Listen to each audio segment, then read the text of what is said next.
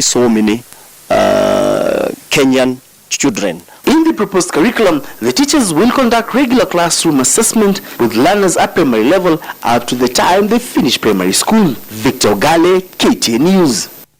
Well, still like I told you, we're coming to you live from the Intercontinental Hotel, where the second German-Africa Business Summit is ongoing. As you can hear behind me, delegates just streaming in and just coming to take part in business-to-business negotiations between the two countries. And I want to now bring in Dr. Moses Ikiawa, who is the Chief Executive Officer for the Kenya Investment Authority, to just speak his mind on how this summit has transpired so far. Thanks, Harvey. The summit has been excellent so far. You saw in the morning that the room, there was even no space to stand. We had more than 400 people, over 200 companies from Germany, and many other, leaders and companies from Africa. So it's been fantastic so far.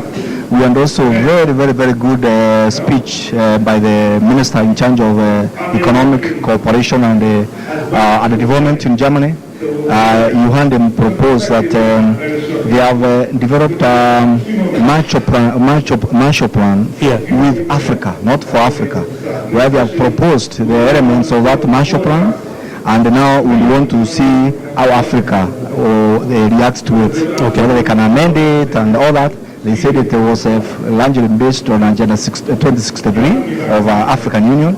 So far it's been fantastic, and we've seen a couple of companies that are really impressed by the dynamism and what's happening here, and they want to come and really invest. All right. Yeah. Maybe just give us some top 5 areas that Germany is looking to invest in Kenya. Again, listening from the key people who spoke in the morning, one is they actually emphasize that there is no reason why Africa should not feed itself. So they would like to come in and with the technologies to improve productivity in agriculture, which is really, and this is a priority for many African countries, including Kenya. All right. Agro-processing and all that is top. So increasing productivity in the farms, doing value addition. You had them emphasize a lot about technology. Germany is famous for technology, so digital technology, innovation. They are also, of course, interested in manufacturing. VW has come in recently. They would like to see more companies doing manufacturing here. So these are a few of the sectors, but it's quite wide, including even infrastructure. All right. Do you know how much all these partnerships are worth, and some of the MOUs that have been signed?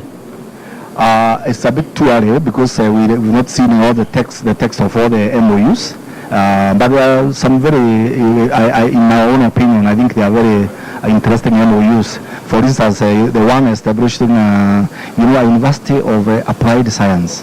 That is going to have a good impact in terms of transforming our technical capacity as a region, not only Kenya but East Africa. So while I can't tell you the how many flanks or shillings of the deals, but at least I think the MOUs are very interesting. All right. Yeah. We're looking at government-to-government cooperation to the tune of 252 million euros. This translates to about 25 billion shillings. And I did hear the Minister in charge of education, that is Dr. Fred Matiang'i, mentioned that 3 billion will be going towards the setting up of the Applied Sciences University in Thika. And finally, Dr. Ari, Kenya is now trying to play a bigger part in attracting FDI. What should we do more moving forward, including matters to do with corruption and governance? Okay, so I'll say Kenya is not starting now. For the last 4 years, we have been enjoying unprecedented rate of growth of FDI. In good years, 98%, 93% in 1 year. So since 2012, we have been growing very strongly. So this is a continuation. The areas we need to improve. There was a recent release of Transparency International report, and that's the only negative thing I've heard the whole day about Kenya, that we are still not ranking very well on that indicator. Corruption. So but if you look at the effort that has been made to fight the vice, including appointment of a new team and and also the action taken on senior people who have been suspected to be involved in corruption, sooner or later we'll get improvement. The other area we need to improve in is to invest in our ability to offer bankable and investor-friendly investment projects. Because a lot of investors are coming now, they need projects that are ready, that they can actually take up immediately. Many thanks. Dr. Moses Ikiara speaking to us there regarding what has been struck here at the German Africa Business Summit, the second of its kind being hosted on Africa's soil. The first one was hosted in Berlin, Germany. And of course, Kenya looks towards scaling up its trade between the two countries, and we'll be seeing how this goes in the coming days. And my colleague Joy Doreen Bira is also standing by. I'll be engaging her shortly.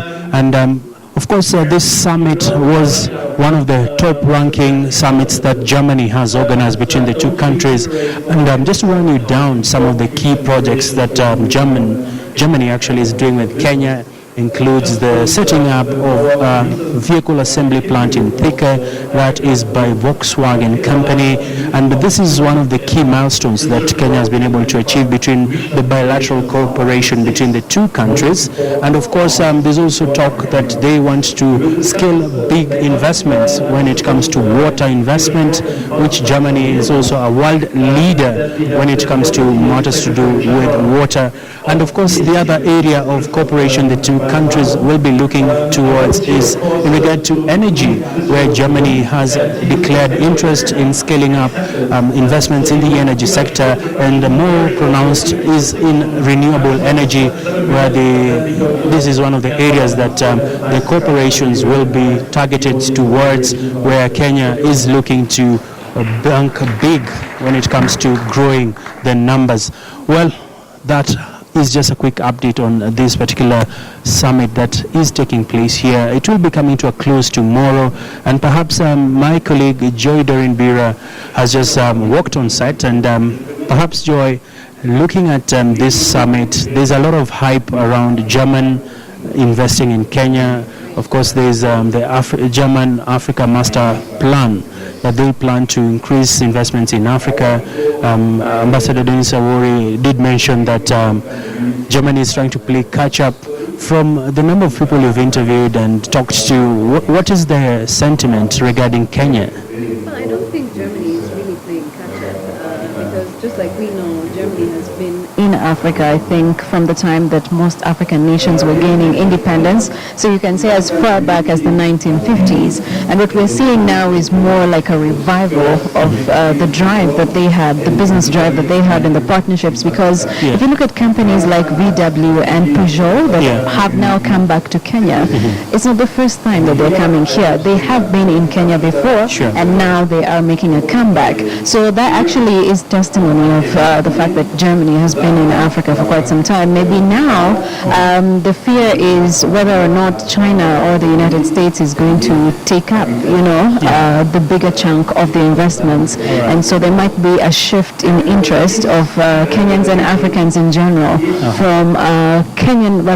maybe German products to Chinese or American products. And maybe that's the fear, and that could explain why Germany is now playing catch-up. All right. Yeah. I know we still have a number of interviews lined up, but just before I walk out of set, Joy, I'm quite intrigued by the trade numbers that were shared between the two countries. You're talking about a trade balance of around 182 billion shillings between Germany and Kenya, and this is quite a drop in the ocean compared to what we're seeing with other countries like Japan and China actually, and UK, the United States. Germans need to perhaps increase their stake in Africa. Yeah, well, they do need to increase their stake in Africa, because if you actually even see the investment that China is putting into the African continent, it's by far the largest investment in infrastructure. And if you compare that to what Germany has done, you would almost say maybe they carry about 2% 2% of Africa's investment, or they have managed to invest 2% into Africa compared to what China has done, or India, or the United States. So yeah, there is need for them to now, diversify, because they're big on manufacturing, they're big on energy, when it comes to renewable energy as well. Yeah. They're big on that, but now they need to diversify and see how African countries can get a 50-50 sort of settlement, because right now African countries are starting to process their own products and services as well. So what is it that African countries are going to be able to gain from these countries that are bringing their monies and ideas into the continent? So we're just about to speak to the East Africa Business Council Executive Director, that is Lillian Awinja, and she's going to be telling us what the expectations are when it comes to the German African Business Summit.